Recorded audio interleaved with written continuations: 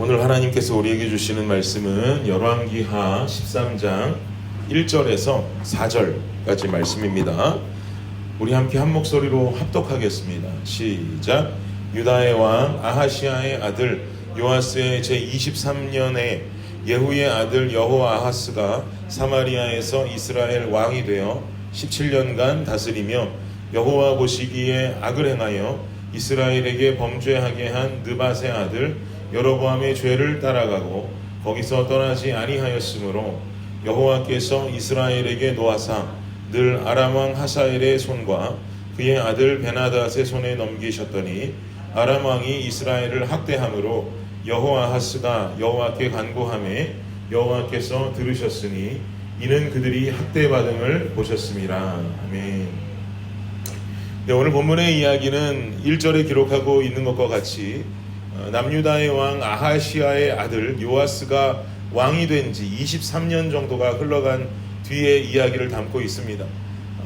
요아스가 왕으로 즉위해서 지낸 시간이 약 40년 정도 된다라고 성경은 기록하고 있기 때문에 절반이 지난 시기이다라고 우리는 알아차릴 수가 있겠죠.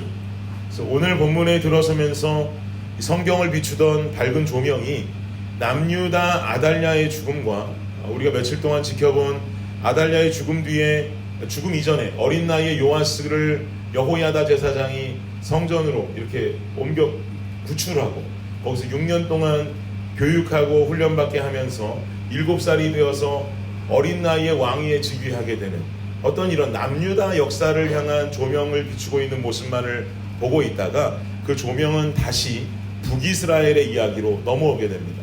북이스라엘을 비추게 됩니다. 열왕기서는 제가 시작할 때 여러분께 말씀드렸던 것처럼 열왕기서 전체는 북이스라엘 중심적인 역사 이야기라고 그랬고 역대상하 그 말씀이 남유다를 향한 역사서다라고 제가 말씀을 드린 바가 있죠. 그래서 다시 이 조명이 남유다로 잠깐 갔다가 북이스라엘로 돌아오는 것은 당연히 열왕기서에서 나타날 수 있는 특징이라고 볼 수가 있겠습니다. 이 북이스라엘은 이세벨의 아들인 요람이 예후로 인해서 죽임당했죠. 죽임을 당하고 이어서 기름 부음 받은 예후가 왕이 되었습니다. 그리고는 예후의 뒤를 이어서 오늘 본문 보니까 예후의 아들인 여호아하스라고 하는 사람이 왕이 되어서 17년간 이 북이스라엘을 통치하게 되죠. 그런데 이 여호아하스에 대한 기록이 심상치가 않습니다. 우리 한번 2절 보실까요? 2절 말씀 시작. 여호와 보시기에 악을 행하여 이스라엘에게 범죄하게 한 느밧의 아들 여로보암의 죄를 따라가고 거기서 떠나지 아니하였으므로 여호와 보시기에 악을 행했다. 여호아하스가 말이죠. 느밧의 아들 여로보암처럼 죄를 따라간 인생을 살았다라고 지금 성경은 말하지 않습니까? 여기서 말하는 느밧의 아들 여로보암은 누굽니까? 그럼 북이스라엘의 초대 왕을 말하는 겁니다.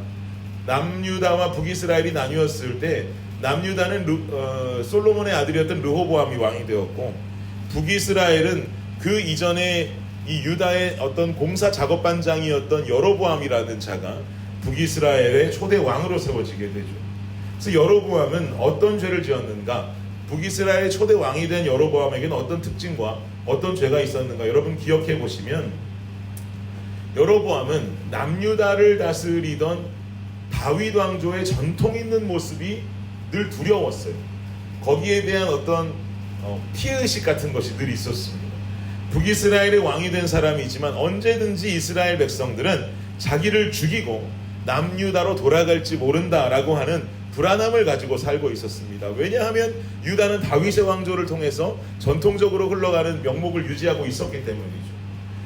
그래서 절기가 되면 예루살렘으로 가야 하는 그 백성들에게 여로보암은 어떤 결단을 내리냐면 금송아지를 만들어서 세워놓고는 금송아지를 향해 제사하도록 했습니다. 그리고 어떻게까지 말하느냐? 출애굽을 도운 신은 바로 이 금송아지가 아니었느냐라고까지 말하면서 잘못된 방법으로 그 금송아지를 제사하게 만들죠. 그렇게 해서라도 유다로 제사를 드리러 가는 백성들의 발목을 잡으려고 했던 것이죠. 이런 인간적인 욕심과 불안함이 금송아지를 세워놓고 우상을 숭배하게 하는 어리석은 모습으로 여로보암이 빠져들게 만드는 것입니다. 이처럼 금송아지를 세우고 우상을 숭배하게 했던 여로보암의 어리석은 모습과도 같이 지금 예후의 아들인 여호아하스도 동일하게 그 비슷하게 여호와 보시기에 악을 행했다라고 지금 성경은 기록하는 겁니다. 그래서 하나님께서는 이런 모습 속에 진노하시죠. 3절 보시겠습니다. 3절 시작. 여호와께서 이스라엘에게 노하사 늘 아람 왕 하사엘의 손과 그의 아들 베나닷의 손에 넘기셨더니, 여호와께서 이스라엘에게 노하셨고 아람 왕 하사엘의 손과 그의 아들 베나닷의 손에 그 북이스라엘을 넘겨버리십니다. 그런데 저는요, 이 3절에 북이스라엘이 아람 손에 넘어갔다라고 하는 슬픈 소식에 이어지는 4절 말씀에서 좀 큰 은혜를 받게 되는데요. 4절 말씀 우리 함께 한번 다시 볼까요? 4절 시작. 아람 왕이 이스라엘을 학대함으로 여호아하스가 여호와께 간구하매 여호와께서 들으셨으니 이는 그들이 학대받음을 보셨음이라. 아람 왕이 이스라엘을 학대합니다. 그 이유는 하나님께서 아람에게 이스라엘을 넘겼기 때문입니다. 그러나 여호아하스, 이 북이스라엘의 왕이 이런 위기의 상황 속에, 절대절명의 상황 속에 하나님을 찾고 하나님을 부르짖자 하나님께서는 그 여호아하스의 기도를 들으시는 거예요. 그런데 그 기도를 들으시는 이유를 뭐라고 하반절에 기록하냐면 이는 그들이 학대받음을 보셨음이라 라고 기록합니다. 여러분 생각해 보시면 이스라엘을 아람 왕의 손에 넘긴 장본인은 하나님이세요. 하나님 그렇게 하셨다고 성경은 기록합니다. 하나님께서 아람의 손에 이스라엘을 넘기실 때는 하나님 모르셨을까요? 이스라엘이 학대받을 거라는 걸. 이스라엘이 학대받을 것이고 이스라엘이 고통스러워질 거라는 거 하나님 알고 계셨어요. 그러니까 넘기셨던 것이죠. 그 손에 넘기셨고 학대받고 힘들어할 것을 알고 넘기신 거예요. 그런데 정작 하나님께서는 이스라엘이 아람으로 하여금 실제 학대받게 되자 이것을 참지 못하고 다시 이스라엘을 도우신다는 거죠. 여러분 이게 이해가 되십니까? 사실 이해가 잘 되지 않는 장면이에요. 근데 여러분 가끔 부모님들이 자녀들에게 화가 나면 야 이 죽일 놈아, 야 이 죽일 놈아 그렇게 이야기하는 분들도 계시죠. 저는 이렇게 말하는 장면 본 적이 있습니다. 제 이야기는 절대 아닙니다. 그런 말 들어본 적도 없고 아직 해본 적도 없는데, 그런데 우리는 가끔 TV 보면 그러지 않습니까? 야 이 죽일 놈아, 죽일 놈아. 여러분 부모가 자녀에게 에이 죽일 놈아 그런다고 저 아들이 저 딸이 그냥 오늘 죽었으면 좋겠다 바라는 부모가 있을까요?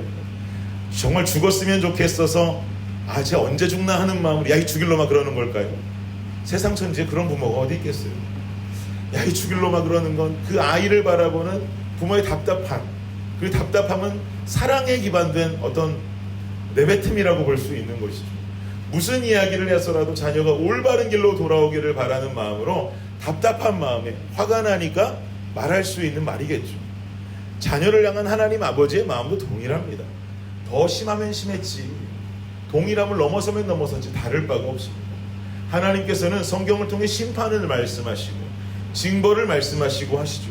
그렇게 이야기하는 것은 이 말도 안 듣는 이 이스라엘 백성들 정말 심판해버리고 확 다 쓸어버렸으면 좋겠다, 벌 받아서 싹 다 죽여버렸으면 좋겠다라고 하는 마음으로 하시는 경고와 심판이 절대로 아니라는 것을 우리는 알아야만 되는 겁니다.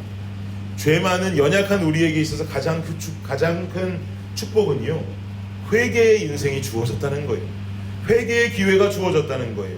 그리고 그 회개의 기회를 주시는 분은 다른 신이 아니라 내 아버지 하나님이라고 하는 사실이죠. 그 심판과 경고를 하고 있는 그분이 동일하게 회개의 기회도 주고 계신다라고 하는 사실이에요. 아버지께서는 아들이, 딸이 회개하고 다시 당신께로 돌아오기만을 기다리시는 거죠. 그래서 심판을 말하시고 경고를 말씀하시는 거예요. 그러나 그 안에는 제발 돌아오기를 손꼽아 기다리는 부모의 심정이 있다. 회개하라, 돌아와라 라고 하는 그 손길이 있다는 것을 우리는 반드시 기억해야 하고 오늘 본문으로 확인할 수 있는 것입니다.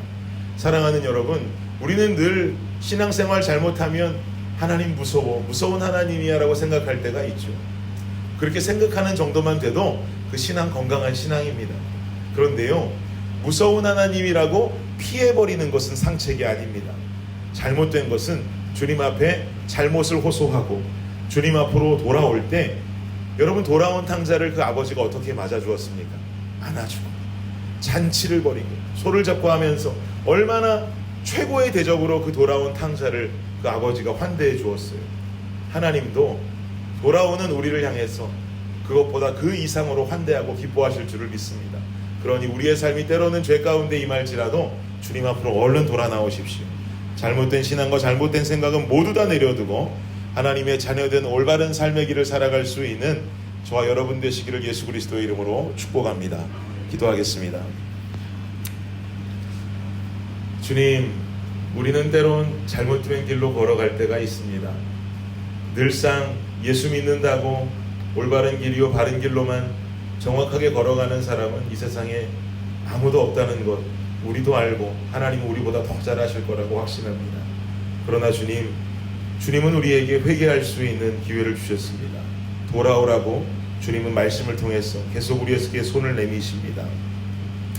우리 블레싱 성도들의 삶이 그 주님의 손길을 뿌리치지 않고 잘못된 것을 잘못됐다고 이야기하고 내가 주님 앞에 용서를 구한다고 말하는 그 입술을 아버지 하나님 우리가 주님 앞에 아끼지 않게 하여 주옵소서. 주님 앞에 용서를 빌며 다시금 돌아 나와 하나님의 자녀된 삶으로 매일매일 우리의 삶을 꾸준하게 개혁해가며 살아갈 수 있는 우리 블레싱 공동체가 되게 하여 주시옵소서. 오늘 하루가 시작되는데 이 하루 가운데에도 주님께서 인도하시고 역사하시며 하나님의 이끄심 쫓아 살아가는 우리 모두가 될 수 있도록 주님 허락하여 주옵소서.